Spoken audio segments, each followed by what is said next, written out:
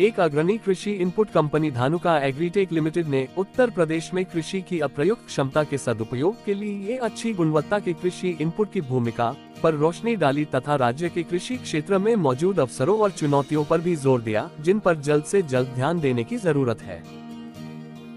मित्रों नमस्कार। सबसे पहले आपका आने का धन्यवाद। आज जो हमने आप लोगों को बुलाया है चर्चा करने के लिए, हमारा उद्देश्य है कि हमारी कृषि की जीडीपी दूसरे डेवलप्ड देशों से तो बहुत कम है, लेकिन हम ग्लोबल नॉर्थ को छोड़ दें और ग्लोबल साउथ के एशियन कंट्रीज़ की भी बात करें तो चीन के मुकाबले हमारी पैदावार 1/3 है।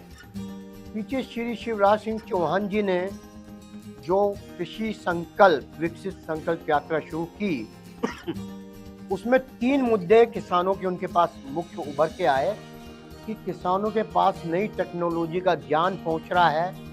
दूसरा, उनकी समस्या एमएसपी थी कि उनकी फसल एमएसपी पे नहीं खरीदी जाती है समय पर।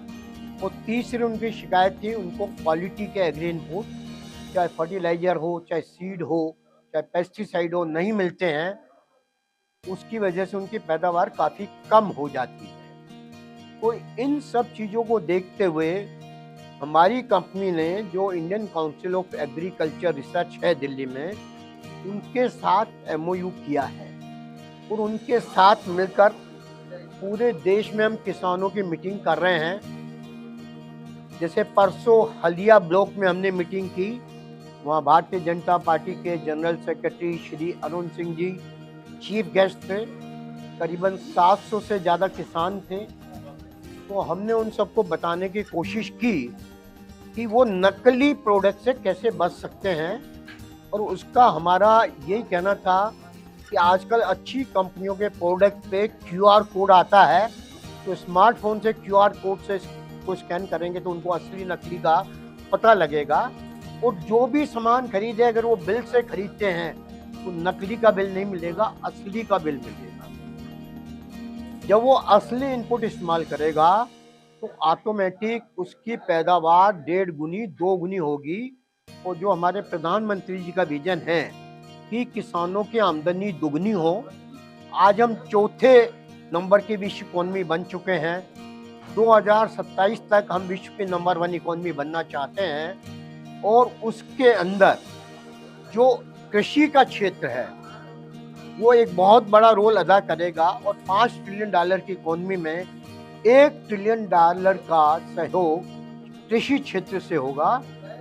जैसा हमने दिखाया कि अगर हम चाइना के बराबर अपनी प्रोडक्शन को ले जाएं एग्रीकल्चर की, तो करीबन हमारी 90 लाख करोड़ रुपए का कृषि उत्पादन बढ़ सकता है। तो आज ये जो पोटेंशियल अनएक्सप्लॉइटेड है एग्रीकल्चर का, उसको एक्सप्लॉइट करके किसानों की आमदनी बढ़ाने के लिए धानुका देश में अलग अलग जगह पे मीटिंग कर रही है। एग्रीकल्चर इंस्टीट्यूशन से एमओयू साइन कर रही है। कृषि विज्ञान केंद्रों के साथ मिलकर हम फील्ड में काम कर रहे हैं और किसानों तक नई टेक्नोलॉजी और क्वालिटी इनपुट पहुंचाने का काम कर रहे हैं, ताकि हमारे किसान भाइयों की आमदनी बढ़े। और जो यंग जनरेशन है किसानों की, अगर वो खेतों में काम नहीं करेगी तो आने वाले समय में हमारी फूड सिक्योरिटी को फिर से रिस्क हो सकता है। और जो सुविधाएं हमें शहरों में मिलती हैं, तो आज गाँवों में भी हमारे यंग बच्चे जो हैं किसानों के, उनको भी वो सुविधाएं मिलनी चाहिए।